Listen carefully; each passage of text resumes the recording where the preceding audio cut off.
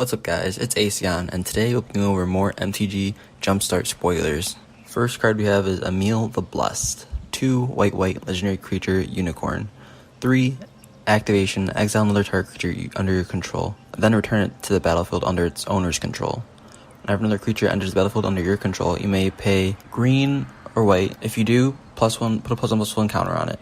If you do, and it's a unicorn, put 2 +1/+1 counters in instead. Come to think of it, I think Emil the Blessed might be kind of interesting if you incorporate some sort of blink package into your deck, which I guess this is what it is, right? If you play Emil, you're probably playing a more blink-focused strategy. You could play things that ETB and do something particular. Something that comes to mind is like ramping.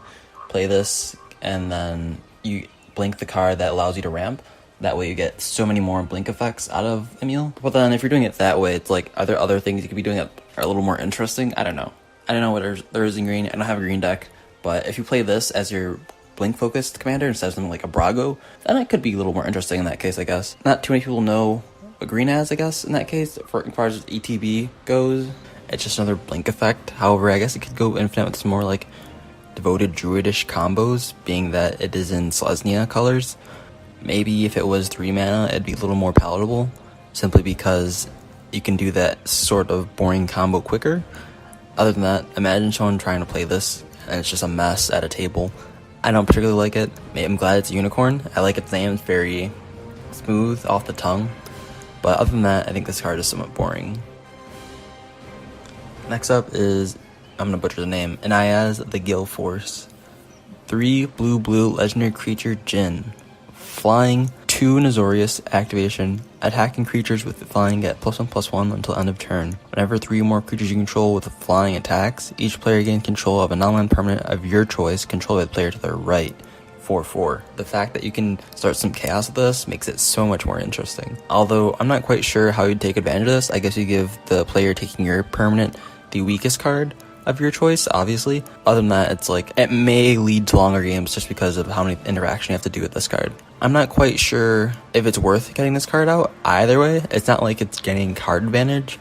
That's not always the goal of a commander, right? So this is also pretty interesting in that it works as a beater commander, and so you can play more of a tempo aggressive style deck with this card, and you can pump it, so it's a mana sink as well. One of the better things about this card is the attack trigger, actually. The fact that you can play this and then attack, and then you get the effect out of it is wonders, because not all the time you'll get activations or triggers out of a commander. And since you can, particularly most of the time it feels like, if you're playing a more aggressive deck or building around the Gale Force, this seems like a pretty likely thing to do. So actually I think this is pretty good card. There are a lot of blue cards that actually give you a lot of card advantage with attacking, and I can see that being very useful in this sort of deck, where you're playing a bunch of low to the ground or flyers that are pretty evasive. You can get a lot of advantage out of this. I think this card is particularly good with politicking as well at the table, because you can always determine who gets what, and you can make things happen off of that, because you control who's getting what. All in all, I think this card is very interesting. I like it. Although I won't be particularly playing it, it'll be fun to play against. Next is Muxus Goblin Grande. I don't know. 4 red legendary creature Goblin Noble. When Muxus enters the battlefield, reveal the top 6 cards of your library. Put all goblin creature cards with mana cost 5 or less from among them onto the battlefield and rests on the bottom of your library in random order. When Muxus attacks, it gets +1/+1 for each other goblin you control. This is kind of interesting. It's sort of like I wouldn't say a tutor, but you're getting a lot of goblins off it, hopefully, if you're playing a mostly goblin deck. If it's your commander, you're probably getting like 2 goblins off the top. If it's not, this feels like what's that one card? Not a Cryptic Command. Coolgun's Command. Not Coolgun's Command. It's a card where you get to play creatures with 3 or less. I'll have it on the screen. This feels a lot like this. However, the CMC is a lot more, so I'm not sure if it's worth it. Especially in a goblin deck, you're playing a lot of low CMC creatures anyways. It's probably not worth it, but it's a really cool card. The fact that it doesn't have like haste or something like that kind of ruins it for me, because you're gonna get chump blocked a lot. But I guess you shouldn't get value in that sense from it, right? It's supposed to be a red goblin, so it's not really, I don't know. Something's feeling off with this. I don't think it's gonna be as good. Maybe it's the CMC part, if it just got goblins off the top instead, without the restriction, that'd be better. But I don't think this card is as good, because when you're playing goblins, you're usually playing low CMC cards anyways, right? So the odds of you getting this card out seem pretty low. I don't know. This card will be interesting if it sees any play. I don't think it particularly will, but it'll be interesting. Next up, we have Sethron Hurlin General. This card looks sick. Sethron Hurlin General, 3 red legendary creature Minotaur warrior. When Sethron or another non-token Minotaur enters the battlefield under your control, create a 2/3 red Minotaur creature token. 2 Rakdos. Minotaurs you control get +1 and menace and haste until end of turn. 4/4. So this card is giving you a lot of value for its activation.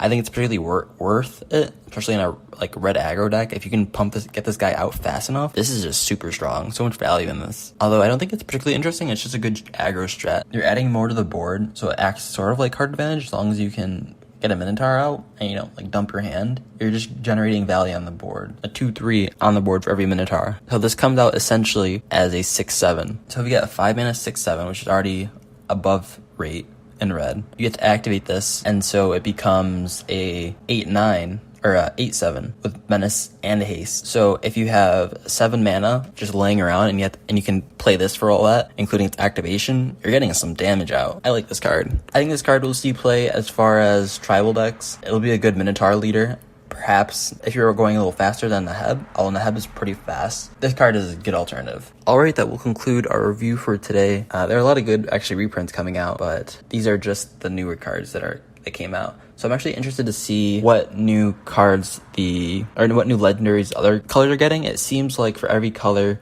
there's going to be a duo color, and that Emil was the Selesnya for white, and Inniaz was the Azorius for blue. Muxus is the mono red legendary, while red is also getting the Rakdos dual colored legendary as well. So I think it's gonna work like that, because they did reveal Tiny Bones, and Tiny Bones hasn't been, I don't believe, revealed in a particular Jumpstart theme. So we'll see how that works out. But other than that, yeah, so see you guys later.